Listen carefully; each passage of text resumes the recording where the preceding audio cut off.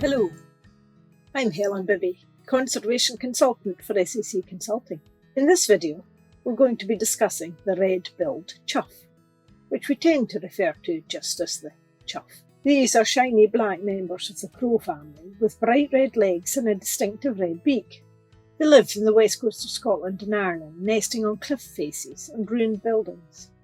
They feed on invertebrates, which they find mostly in cowpats, so are heavily reliant on the presence of cattle, which are outside all year round. Chough have become very rare and are in steep decline in Scotland. Recently I spoke to Katrina Laird, who is Nature Scott's Chough Recovery Project Officer, to help explain why they are concerned about chough and what we can do to help. She estimates that there are under 50 pairs of breeding chough in Scotland, and the birds are currently only found in Islay, Colonsay and Oronsay. The population has halved since the 1980s, when there were around 100 pairs, and the birds have become locally extinct from Jura and Kintyre within the last 40 years. The chough population has now declined so much that the individual populations are fragmented. Given the challenges now facing chough, Nature Scott have been funding supplementary feeding of sub-adults at key foraging sites since 2010. Feeding them with mealworms and oatmeal, as well as treating any young birds for parasites. This work is undertaken by the Scottish Chough Study Group on Islay. Katrina also explained that chough are having a really hard time surviving and coping with changes in agricultural practice.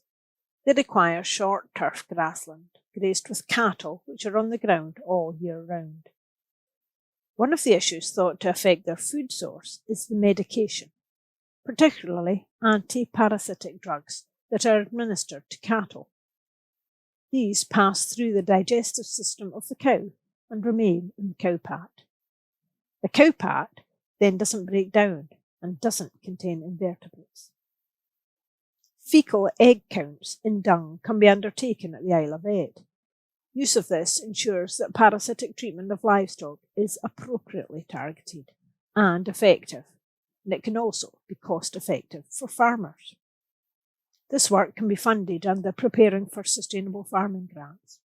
The Chough Recovery Project have also found that insects found in silage and hay aftermath are a really important food resource for adult birds during the chick rearing stage.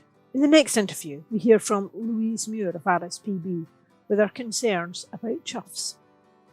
So we're here on Islay today, and one of the people we've got with us is Louise Muir, who works for RSPB, and one of the kind of iconic species that you hear about if you ever come to Islay is the chough.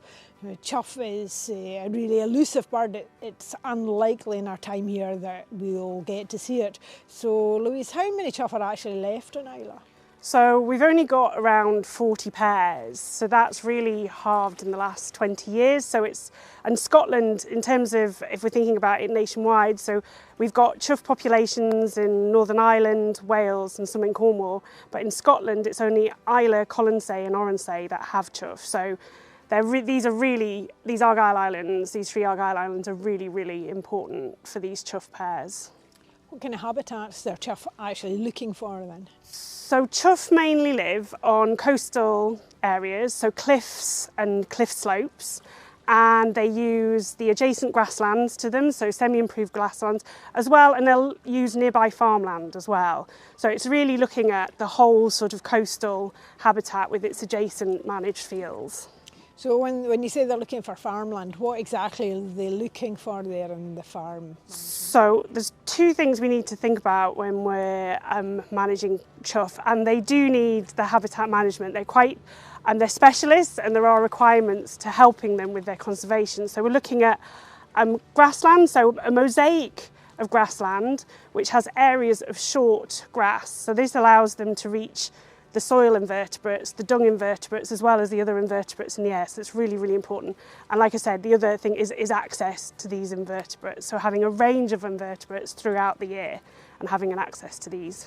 Okay, so similar to some of the species we've talked about during our few days here on Islay, what you're saying to me is that without farm grazing, these birds wouldn't be here. Yeah, exactly. And it's a really, really quite a hard balance with chough. They don't need, what you're trying to look for is this mosaic. So it's a balance between having access to the soil and not creating this bowling green habitat that will eventually have very few invertebrates about it. So it's a real balance. And we do that through grazing animals. So it's all through our reserves on Islay and Oronsay. It's through cattle. It's through sort of extensive cattle grazing, and the cattle are outwintered and graze these areas. So my understanding is that chough actually feed on the invertebrates within cattle dung. So is there any issues with any of the medications, for example? Yeah, so we know that the use of these vet meds, so for any parasites, we've got cattle outside, so they're cattle and sheep, they're grazed outside, so they're host to parasites, certain parasites, and we need to manage those. And as farming businesses, we need to do that for the welfare of the cattle and the profitability of the business. But we've realised that these have a massive impact on the invertebrates, not just in the dung, but eventually goes into the soil.